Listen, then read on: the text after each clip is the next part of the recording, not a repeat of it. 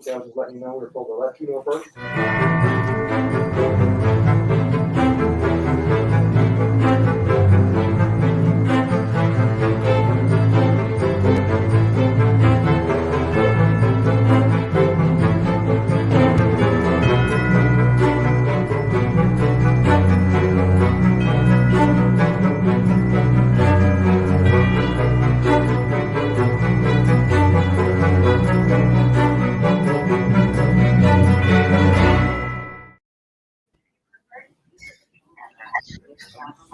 Hey everyone, welcome to the Laughing Place Movie Club. Today I am in a special new location.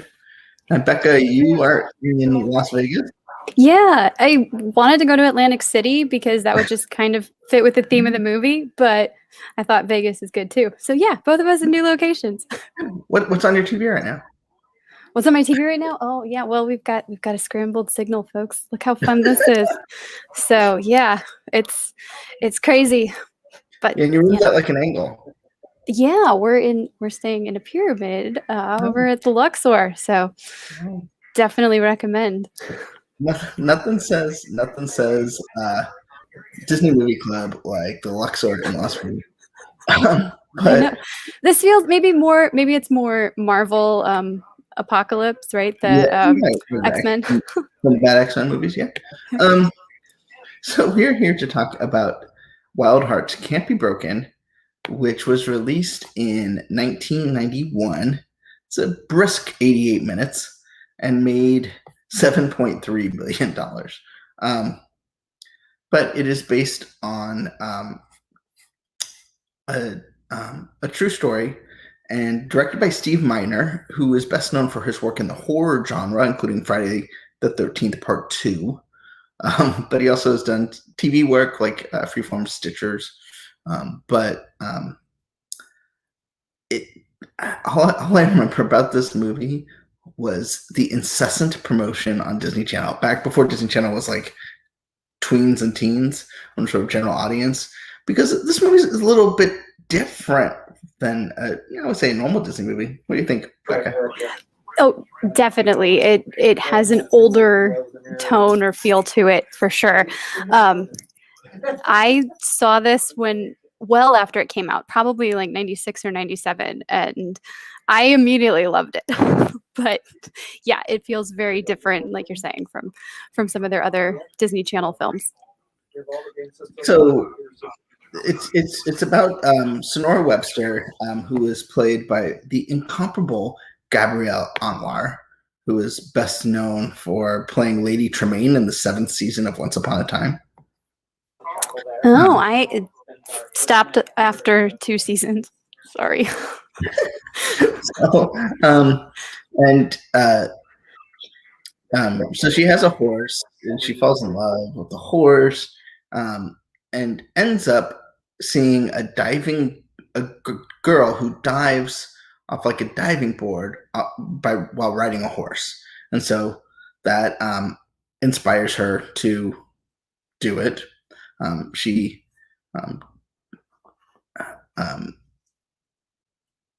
gets another horse, named Lightning, and she ends up becoming blind through an accident. And it's about her triumph of her still being able to follow her dreams while overcoming her disability. Mm-hmm. Did I get the gist of this right? Yeah, I think so. I will say I don't think diving board is the right word because it's more of like a tower. She's like way up there. Well, but yeah. Yes. Yeah, I mean, like I'm thinking like Olympic like right. Yeah. And so what's interesting to me about this movie and why I sometimes struggle with it was when I was a kid, this was being promoted incessantly on Disney Channel. Like, I think probably because it was a little bit of a harder sell to the Disney, and that's when Disney Channel was like, had adult programming, and not like adult programming, but, like programming for adults and things like that. And they revealed the blindness in the promotion, which I think is maybe a little bit of a spoiler. And so I just remember watching it kind of like waiting for her to get blind. Sure. And so I think when I rewatched it for Movie Club, like I appreciated it more as a work on itself, and it screamed Disney Plus to me. Like it's dated. It's not. I mean, I don't mean that like it feels stale, but it was made in 1991. But like to me, it fits with like things like Cloud and the new Black Beauty. They're not the sort of, when I think of 90s Disney movies, I think of like Mighty Ducks and Hocus Pocus and stuff like that. And this is not that. This really feels more like a heartfelt drama, like almost like you expect it on like the Hallmark Channel or something, not like one of their rom-coms, but something a little bit more meaty to it. Yeah, definitely. And like you're saying with the Disney Plus, interestingly, Black Beauty was recommended to watch right after I finished this, but I thought the same thing. Like these are really good, wholesome stories, enjoyable stories, not necessarily something you'd put in theaters, but it's very entertaining and it's, wholesome. Yeah, I really, really liked it. And I think that I appreciate it's a little bit of an older story because some Disney stuff is so like all ages, which is fine, and this still is. But it's nice to have something a little bit more like tween, early teens, entertainment for them too. Yeah, and I think you're perfectly right. Like this is one of those hidden gems I think on Disney Plus because no one remembers this movie. I mean, I only do because like I remember, and when I say I remember it, I remember the promo. Like I can remember the actress like talking in front of a horse, like totally from a junket from something, right? And so, 1991 is, I think, probably before Disney really hit its live action prime. And so, I think many people forgot about it. But I hope they discovered on Disney Plus. I don't know how people discover things on Disney Plus. I mean, but take a break from watching Jessie, and check this out. Yeah, absolutely. Fun little bit of history, I guess. I worked at Boardwalk for a couple of years, and the ESPN Club, the restaurant that's there on the boardwalk, the way the building is shaped kind of has this like octagonal pattern on top. And we were doing our ballyhoo, the onboarding, and they said that it was styled after the pools that they used for the diving, the horse diving, and as seen in Wild Hearts Can't Be Broken. I think I was the only person who was in that training who was like, I know what this is. But it was very exciting. So if you're ever in Walt Disney World at Boardwalk and you see the ESPN zone, that's the type of pool stuff that they used for the diving. Yeah, and I will say, if in many ways it feels almost contemporary, the movie, just because it doesn't have that sort of 90s, it's a period piece, so those sort of age better, right? Like they don't all have big cell phones that date many 90 movies. But don't look up the age of the actors. Okay, I didn't. The male lead is now 60. Oh no. Sonora Webster is 51.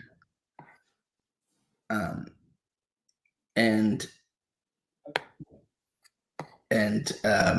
Cliff Robertson, obviously, who played Doc Carver, is obviously dead. So kind of jumping off topic for a second, what did you think of his hairstyle? Do you think Depression era folks would have had long like mullets like that?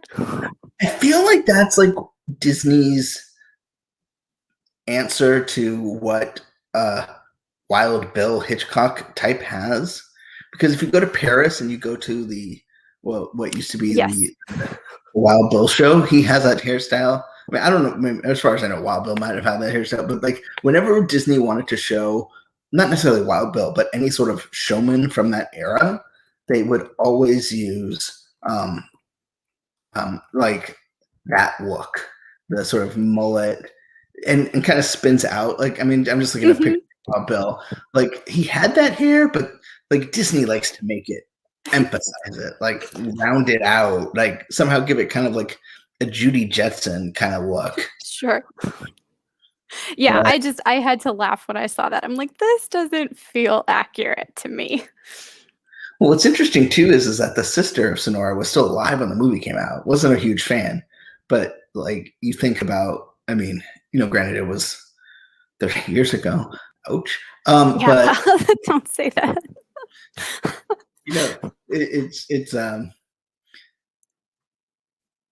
It was interesting to hear, that this was a film that people who were contemporary at the time would have been able to see. I mean, towards the end of their life, but that to me, I thought that was interesting. Tony Betty with the helpful comment here. He thought he was talking about Spirit that can't be broken. I saw there's a new animated Spirit movie, or Right, yeah, based on the Netflix series. Yeah. Oh, series. Okay. Did you ever see Spirit 1?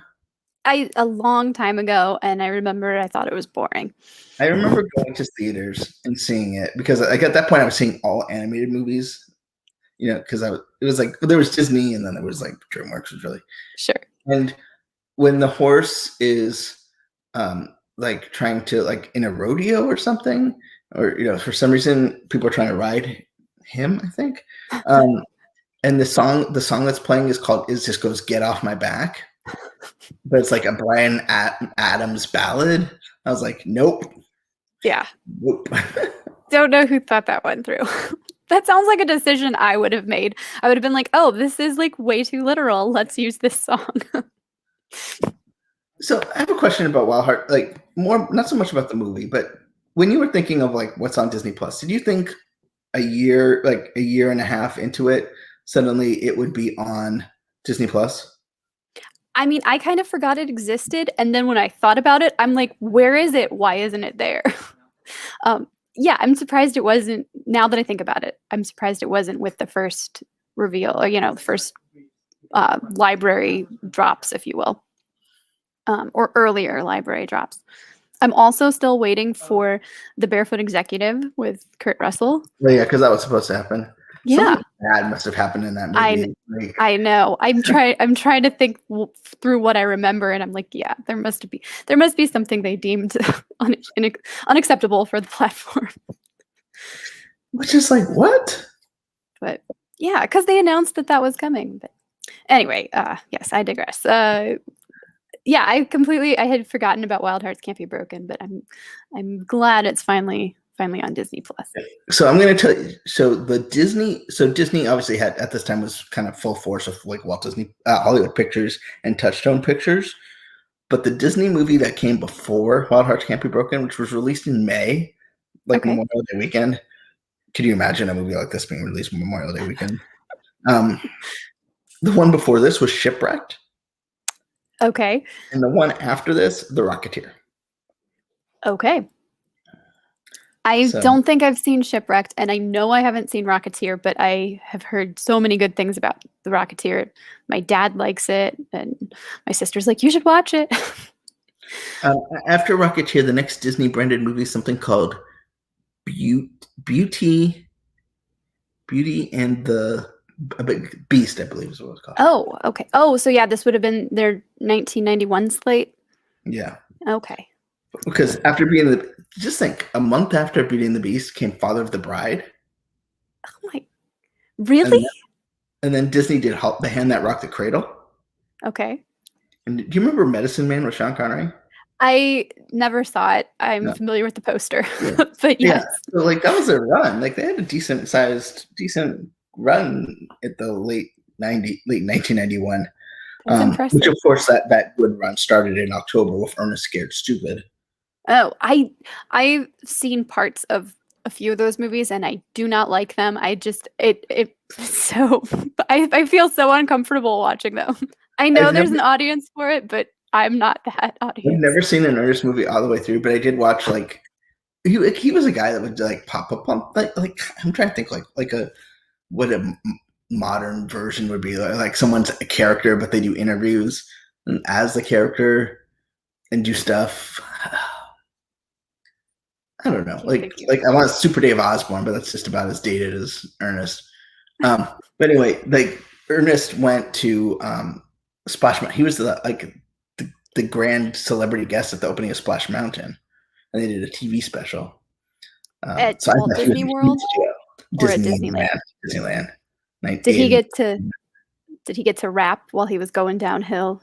Zip, zip, zip. Oh, dude. Sorry. Wow. The 90s are alive here. But yeah, so so Disney would use him, and he had a TV show where he would just like play different characters, but they all sounded like Ernest. So I didn't mind that so much, but I'd never seen an Ernest movie all the way through. Yeah, well, I'm with you. Well, then that was Jim Varney, right? And he was the voice of Slinky for a long, long time. Yeah, at least the first two. I think he was the first two. Ernest was Justin Smith's hero as a kid. I'm curious, Justin, how did you end up? Are you happy with your life? I mean, you seem like a nice guy, so I presume you should have Ernest as your hero. But I just thought it was cool that he got to ride Splash Mountain before everyone else. I'm not quite sure why they picked Ernest, but yeah. Well, yeah. Who knows why they decide what they decide? They should have done is had the horse jump off the top. That would be cool. Yeah, I was wondering how they filmed some of that stuff. Like, I assume it was all CGI, but it looked. I mean, it. But also, like that seems no. I mean, like, yeah, I know. I don't know. It seems like a lot to consciously do for a movie. Like, I get it if that's your job as, a circus performer or having a specialty show, a traveling show, but it just seemed kind of extreme to me. Like, yeah, we're gonna take a horse and I know it's based on a true story, but to actually, put actors through it to tell a story seems a little hard for me. And the sad part is like, because of when it came out, and like we're never gonna know the true story of like all the backstage stuff that went into, but I presume it's a fairly interesting shoot. Yeah, I would definitely think so.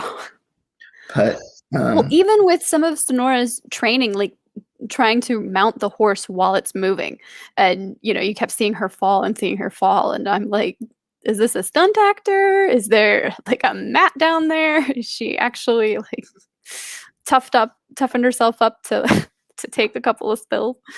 I don't know. This definitely wasn't a movie I was reenacting. Well, that's probably for the best. What's interesting to me, though, is that Sonora continued for 11 years and no one knew she was blind. Yeah. I remember as a kid thinking that was really pretty inspiring. I thought the movie ended kind of abruptly too. You said it was a swift 88 minutes, and yeah, like she does her first jump blind and says then that she did this for another 11 years, and then she's like got married and we had a happy life, and that was the movie. I mean, I guess there's not much more. I don't know how much more you would go into it, but it seemed kind of like an abrupt ending to me. Well, you can read her autobiography, which is called A Girl and Five Brave Horses. Okay. Well, Can't Be Broken is a much better title. So yes. But if you really want to get the true story, or her take of the story, like with circus performers, you never really know. Right. I did not know there was a book, but I'll look for that. I do not support making horses jump into pools of water. However, part of me kind of misses that day of like big kind of circus acts that are just not acceptable. But if I didn't know any better. Yeah, I know what you mean. I definitely know what you mean. But yeah, I mean, I honestly my favorite thing is that it coming to Disney Plus made me revisit this movie, because this is a movie, even if it was on DVD, like I never would have thought to pop it in. But I'm glad I did, because it's heartwarming, it's nice, there's no